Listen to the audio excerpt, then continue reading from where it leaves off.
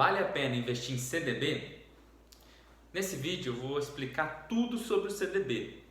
O que é um CDB, qual é o tipo de remuneração de CDB, o risco e se vale ou não a pena investir num CDB. Vamos lá? Meu nome é Paulo Bento e esse canal tem como objetivo te ajudar a fazer seu dinheiro render mais com segurança e sem complicação. Então, vamos iniciar pelo que é o CDB.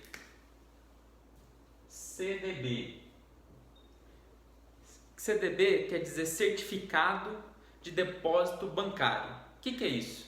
É você emprestar o seu dinheiro para o banco.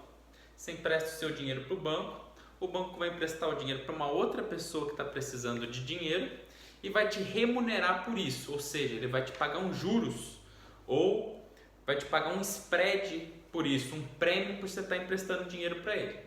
Quais são esses tipos de prêmio? Esses prêmios eles são três tipos. A gente tem o pré-fixado, a gente tem o pós-fixado e o pós-fixado, por isso que é 3, ele é dividido em dois. É o pós-fixado baseado no CDI e o pós-fixado baseado no IPCA. Ou seja, um é baseado nos juros e outro é baseado na inflação. Então são esses três tipos de remuneração de um CDB. Qual é o risco de você investir num CDB? O risco de você investir no CDB é o risco do banco, ou seja, o risco do banco quebrar. Quanto maior o banco, mais ele tende a pagar uma taxa menor do CDB. Por quê? Porque quanto maior o banco, mais difícil dele quebrar, ou seja, o risco é menor. E ao contrário é verdadeiro. Quanto menor o banco, mais ele tende a pagar uma taxa mais alta. Por quê? Você pode investir no Itaú. Itaú você conhece, já ouviu falar, é um dos maiores bancos. E tem o banco ABC. Vou investir no Itaú ou no ABC se os dois pagam a mesma taxa? A tendência é investir no Itaú. Então, por isso que o ABC ele tende a pagar uma taxa maior. Por quê? Para ele ser competitivo. E qual é o risco verdadeiro, então? Até R$250 mil a gente não tem risco em nenhum CDB. Por quê? A gente tem o chamado FGC, que é o Fundo Garantidor de Crédito. Então, até R$250 mil por pessoa, por conta, você não está correndo risco. Então, por exemplo, eu vou investir 100 mil, você vai deixar ela lá investido.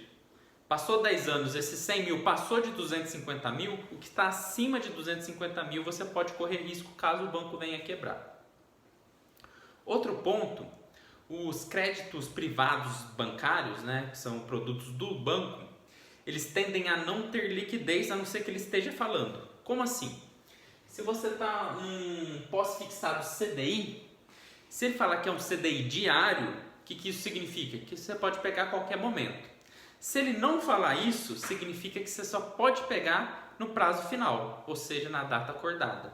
E ele não tem liquidez entre a contratação sua e a data acordada. Então, esse é o ponto do CDB. Ele não tem liquidez, a não ser que ele fale que é liquidez diária. Toda vez que ele não falar que é liquidez diária, a liquidez é só no prazo final. Então, a gente passou por dois itens. O risco, qual é o risco de ter um CDB? Reforçando, né? Abaixo de 250 mil a gente não tem risco. A liquidez, se ele falar que é liquidez diária, ok. Se ele não falar que é liquidez diária, você só pode vender o título, né? Resgatar o dinheiro no prazo acordado. E aí agora a gente vai falar sobre rendimentos. Como a gente escolhe um CDB? Para avaliar a partir do Tesouro. O Tesouro ele é a base para a gente escolher investimentos na renda fixa.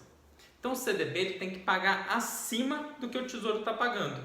Por quê? O Tesouro já é um investimento de menor liquidez, menor risco e maior liquidez. Por exemplo, o Tesouro, se você precisar vender ele, mesmo que ele seja pré-fixado ou IPCA ou qualquer gênero, você pode vender. Você vai sofrer marcação a mercado, isso aí a gente vai falar em um outro vídeo, mas você consegue vender. Diferente do CDB, caso ele não fale que é liquidez diária, ok? Então a gente vai comparar Vamos comparar, por exemplo, um tesouro CDI. CDI é muito parecido com a Selic. O que é o CDI? É um certificado de depósito interbancário, é quando um banco empresta para outro. Então ele é muito próximo da taxa Selic. Então se o Tesouro Selic está pagando hoje, exemplo, 11,25, um CDB que ele esteja pagando, você não tem sentido contratar um CDB que ele não esteja pagando acima de 100% da Selic. Então até 100% da Selic não tem sentido contratar um CDB. Tá? Começa a ter sentido quando você começa a pagar acima de 100% da Selic. Por quê? Além dessa questão, o imposto deles são iguais, tanto do Tesouro quanto do CDB é igual. Se o Tesouro já tem o menor risco e a maior liquidez, se o rendimento do CDB não for acima do rendimento do Tesouro, não tem sentido eu contratar um CDB. Então é dessa maneira que a gente escolhe um CDB, avaliando o risco dele, ou seja, não investindo acima de 250 mil no CDB, ou de modo que o dinheiro não vá passar de 250 mil. Olhando a liquidez, você precisa desse CDB como fundo de emergência, você tem que estar num CDB diário, né, que liquidez diária. Eles costumam pagar menos. Se você está olhando para o longo prazo, ele não precisa estar no diário, ou seja, ele vai pagar mais. E comparar a taxa dele com o Tesouro. Se a taxa dele for menor que a do Tesouro, não compensa comprar o CDB. Se a taxa dele for maior que o Tesouro, aí o CDB tem sentido. Se ficou alguma dúvida ainda de CDB, coloque aqui embaixo que eu teria o prazer de responder.